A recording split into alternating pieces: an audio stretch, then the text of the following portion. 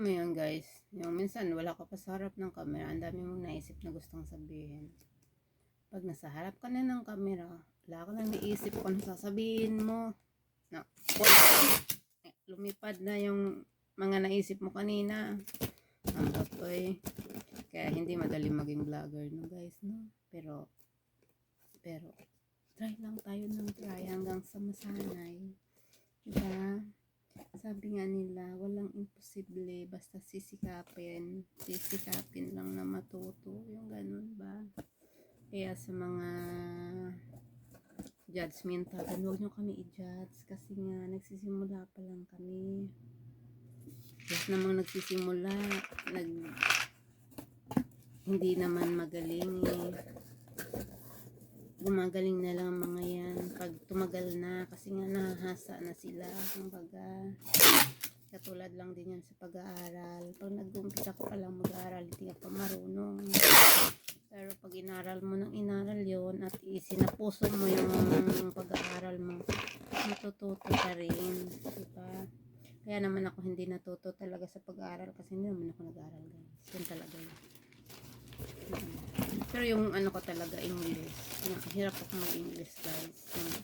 Kasi meron akong karanasan na parang, alam mo yun, hindi man siguro sinasadya, pero parang ako nabully ng teacher namin. Basta mga, siguro, grade 6 ako nun.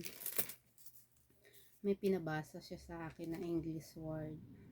Yung mali pagkabasa ko guys, noon sa nakasulat sa pisara. Mali yung pagbasa ko. Yung teacher ko, tumawa, ha ha ha. So, parang buong classroom namin, hindi ko alam kung naalala to ng mga classmates. Basta yung buong classroom namin, narinig ko, tumawa rin. So, parang ako, parang doon nag-start na ayaw ko na mag-try magbasa ng English, ayaw ko na mag-try magsalita ng English kasi nasa isip ko, baka mali na naman, baka pagtawanan ako.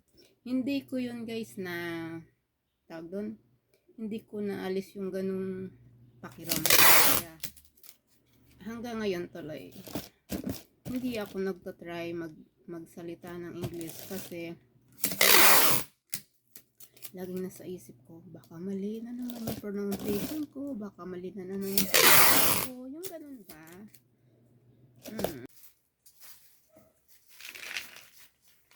Ano guys, nagsimula ko ng trabaho siguro mga wala pa akong 18 pagka-graduate ko ng high school. Una kong trabaho, yaya. Nahatid ako ng school. Naghatid akong bata sa school. Ganun. Tapos,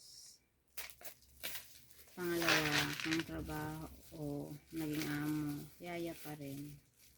Pero yaya all around ako guys. Naranasan ko yung magsasaing ako, karga-karga ko yung alaga kasi ayaw magpalapag, yung mga ganun.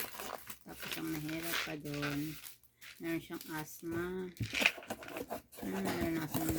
Naranasan ko na umiiyak siya, hindi ko siya mapatahan talaga sa kakaiyak, pati ako umiiyak. Ang hirap din maging yaya.